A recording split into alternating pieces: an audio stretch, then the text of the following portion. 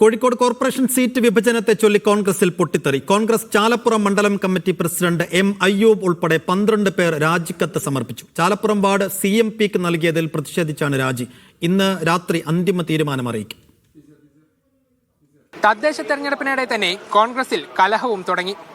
ചാലപ്പുറം വാർഡിനെ ചൊല്ലിയാണ് മണ്ഡലം പ്രസിഡന്റ് ഉൾപ്പെടെ 12 പേർ രാജി ഭീഷണി മുഴക്കിയത്. ഇത്തവണ ചാലപ്പുറം വാർഡിൽ CMP സ്ഥാനാർത്ഥിയാണ് മത്സരിക്കുന്നത്. കോൺഗ്രസ് മത്സരിച്ചിരുന്ന ചാലപ്പുറം വാർഡ് ഇത്തവണ CMPക്ക് നൽകാൻ തീരുമാനിക്കുകയായിരുന്നു. CMPയുടെ വി സജീവിനെ കഴിഞ്ഞ ദിവസം ഇവിടെ സ്ഥാനാർത്ഥിയായി പ്രഖ്യാപിച്ചു. കോൺഗ്രസ് തങ്ങളുടെ സ്ഥാനാർത്ഥികളെ പ്രഖ്യാപിക്കാനിരിക്കെയാണ് പ്രതിഷേധവുമായി കോൺഗ്രസിന്റെ ചാലപ്പുറം മണ്ഡലം കമ്മിറ്റി പ്രസിഡന്റ് എം അയ്യൂബ് DCCയിലെത്തിയത്. മാധ്യമങ്ങൾക്ക് മുന്നിൽ പ്രതിഷേധിച്ച അയ്യൂബ് ഉൾപ്പെടെയുള്ളവരെ മറ്റു പ്രവർത്തകർ അനുനയിപ്പിച്ച് ഉള്ളിലേക്ക് കൂട്ടിക്കൊണ്ടുപോയി.